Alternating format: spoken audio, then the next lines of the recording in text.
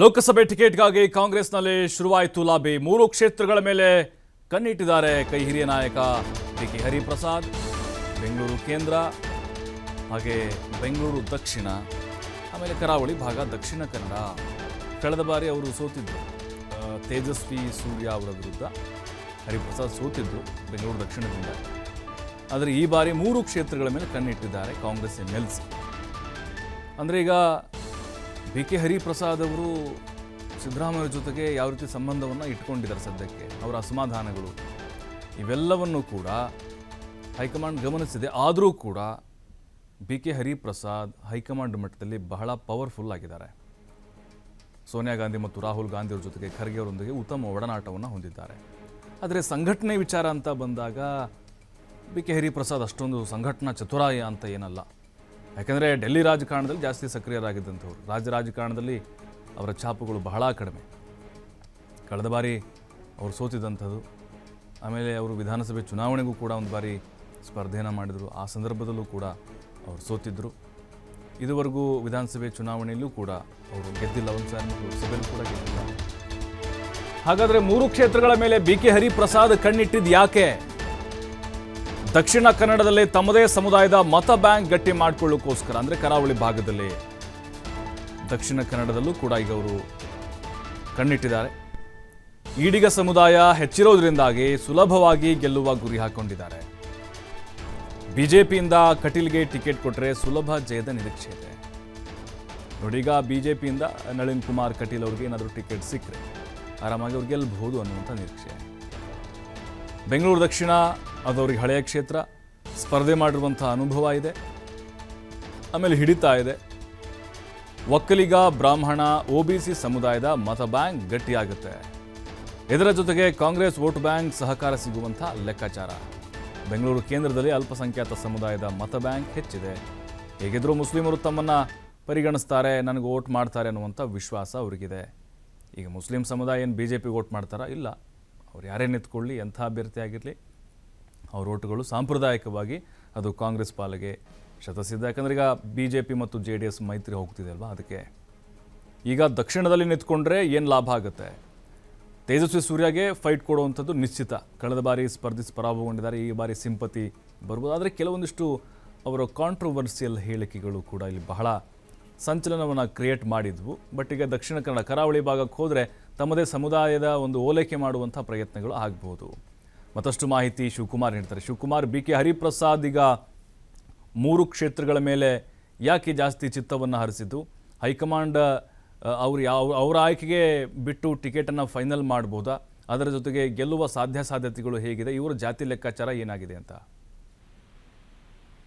ಪ್ರಭು, ಮುಖ್ಯಮಂತ್ರಿಗಳ ವಿರುದ್ಧವಾಗಿ ಪರೋಕ್ಷವಾಗಿ ಅಸಮಾಧಾನವನ್ನ ವ್ಯಕ್ತಪಡಿಸಿ ಇವತ್ತಿಗೂ ಕೂಡ ಅಸಮಾಧಾನಿತರಾಗಿರುವಂತವರು ಬಿಕೆ ಹರಿಪ್ರಸಾದ್. ಹಾಗಾಗಿ ಹರಿಪ್ರಸಾದ್ ಅವರನ್ನ ಸಮಾಧಾನ ಮಾಡಬೇಕಾಗತ್ತೆ ಅನ್ನುವಂಥದ್ದು ಹೈಕಮಾಂಡ್ಗೂ ಕೂಡ ಗೊತ್ತಿದೆ.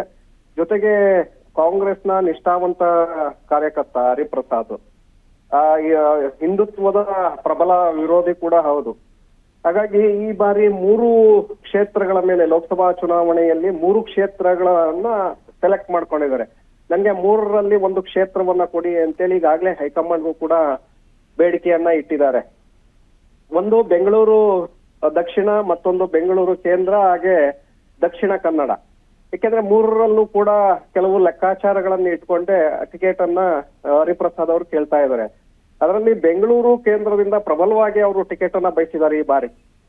ಯಾಕೆಂದ್ರೆ ಬೆಂಗಳೂರು ಕೇಂದ್ರದಲ್ಲಿ 8 ವಿಧಾನಸಭಾ ಕ್ಷೇತ್ರಗಳು ಬರುತ್ತೆ. 8ರಲ್ಲೂ ಕಾಂಗ್ರೆಸ್ನ ಶಾಸಕರು ಹೆಚ್ಚಿದ್ದಾರೆ. ಜೊತೆಗೆ ಅಲ್ಲಿ ಅಲ್ಪಸಂಖ್ಯಾತ ಸಮುದಾಯದ ಜನ ಹೆಚ್ಚಿನ ಪ್ರಮಾಣದಲ್ಲಿ ಇದ್ದಾರೆ. ತಮಿಳು ಮತ್ತು ತೆಲುಗು ಸಮುದಾಯದ ಜನ ಕೂಡ ಈ ಕ್ಷೇತ್ರಗಳಲ್ಲಿ ಇದ್ದಾರೆ ಅನ್ನುವಂತ ಲೆಕ್ಕಾಚಾರ ಇದೆ. ಕಾಂಗ್ರೆಸ್ನ ಮತ ಬ್ಯಾಂಕು ಬಹಳ ಸ್ಟ್ರಾಂಗ್ ಆಗಿರೋದ್ರಿಂದ ಅಲ್ಲಿ ಬಿಜೆಪಿ ಸಂಸದರು ಇರಬಹುದು. ಮುಂದಿನ ಚುನಾವಣೆಯಲ್ಲೂ ಕೂಡ ಬಹುತೇಕವಾಗಿ ಬಿಜೆಪಿ PC ಮೋಹನ್ ಅವರನ್ನೇ ಕೇಂದ್ರದಲ್ಲಿ ಕಣಕ್ಕಿಳಿಸುತ್ತೆ. ಆದ್ರೆ ಈಗಾಗಲೇ ಜನ ಕೂಡ ಒಂದು ರೀತಿ ಅಸಮಾಧಾನಗೊಂಡಿದ್ದಾರೆ PC ಮೋಹನ್ ಅವರ ಬಗ್ಗೆ. ಸೊ ಆ ಹಿನ್ನೆಲೆಯಲ್ಲಿ ಬೆಂಗಳೂರು ಕೇಂದ್ರದಿಂದ ಕೊಟ್ಟಿದ್ದೆ ಆದ್ರೆ ಕಾಂಗ್ರೆಸ್ ಶಾಸಕರ ಬೆಂಬಲ, ಕಾಂಗ್ರೆಸ್ನ ಮತ ಬ್ಯಾಂಕ್, ಹಾಗೆ ಅಲ್ಪಸಂಖ್ಯಾತ ಸಮುದಾಯ ಸಂಪೂರ್ಣವಾಗಿ ಹರಿಪ್ರಸಾದ್ ಅವ್ರಿಗೆ ಬೆಂಬಲವಾಗಿ ನಿಲ್ಲುತ್ತೆ ಅನ್ನುವಂತಹ ಲೆಕ್ಕಾಚಾರ. ಜೊತೆಗೆ ತಮಿಳು ಮತ್ತೆ ತೆಲುಗು ಸಮುದಾಯದ ಭಾಷಿಕರು ಕೂಡ ಹರಿಪ್ರಸಾದ್ ಅವರ, ಯಾಕೆಂದ್ರೆ ಅವರು ರಾಷ್ಟ್ರೀಯ ಮಟ್ಟದಲ್ಲಿದ್ದಂಥವ್ರು, ಎಲ್ಲ ರಾಜ್ಯಗಳಲ್ಲೂ ಕೂಡ ತನ್ನ ಛಾಪನ್ನ ಮೂಡಿಸಿದಂಥವ್ರು ಹರಿಪ್ರಸಾದ್. ರಾಜ್ಯ ರಾಜಕಾರಣಕ್ಕಿಂತ ಹೆಚ್ಚಾಗಿ ರಾಷ್ಟ್ರ ರಾಜಕಾರಣದಲ್ಲಿ ಹೆಚ್ಚಿನ ಒಂದು ಹೆಸರನ್ನ ಮಾಡಿದಂಥವ್ರು ಹರಿಪ್ರಸಾದ್. ಹಾಗಾಗಿ ತೆಲುಗು ಮತ್ತೆ ತಮಿಳು ಭಾಷಿಕರು ಕೂಡ ತಮ್ಗೆ ಮತವನ್ನ ಚಲಾಯಿಸ್ತಾರೆ ಅನ್ನುವಂತ ಲೆಕ್ಕಾಚಾರದ ಮೇಲೆ ಬೆಂಗಳೂರು ಕೇಂದ್ರದಿಂದ ಈ ಬಾರಿ ಅವರು ಟಿಕೆಟ್ ಅನ್ನ ಅತಿ ಹೆಚ್ಚಿನ ಪ್ರಮಾಣದಲ್ಲಿ ಒತ್ತಡವನ್ನ ಹಾಕ್ತಾ ಇದ್ದಾರೆ.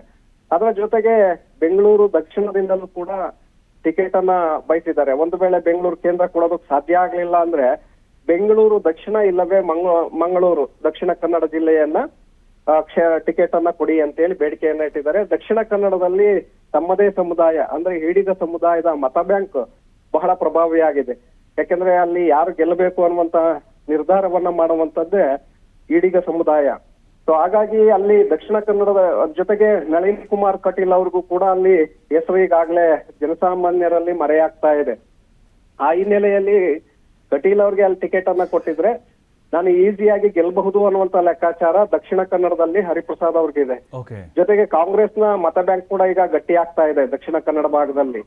ಅದರ ಜೊತೆಗೆ ಬೆಂಗಳೂರು ದಕ್ಷಿಣದಲ್ಲಿ ಕಳೆದ ಬಾರಿ ಸ್ಪರ್ಧೆಯನ್ನ ಮಾಡಿದಂತವ್ರು ಪರಾಭವಗೊಂಡಂತವ್ರು, ಕಳೆದ ಬಾರಿ ಯಾವ ಕಾರಣಕ್ಕೆ ಪರಾಭವಗೊಂಡ್ರು ಅನ್ನುವಂಥದ್ದು ಸಾಕಷ್ಟು ಚರ್ಚೆಗಳಾಗ್ತಾ ಇದೆ. ಯಾಕೆಂದ್ರೆ ಗೆಲ್ಲುವಂತಹ ಸನ್ನಿವೇಶಗಳು ಇದ್ರು ಎಲ್ಲೋ ಒಂದು ಕಡೆ ರಾಮಲಿಂಗಾರೆಡ್ಡಿ ಅವರು ಪರೋಕ್ಷವಾಗಿ ಸಹಕಾರವನ್ನ ಮಾಡ್ಲಿಲ್ಲ, ಪರೋಕ್ಷವಾಗಿ ವಿರೋಧವನ್ನ ಮಾಡಿದ್ರು ಅನ್ನುವಂತ ಮಾತುಗಳು ಕೇಳಿ ಬರುತ್ತೆ.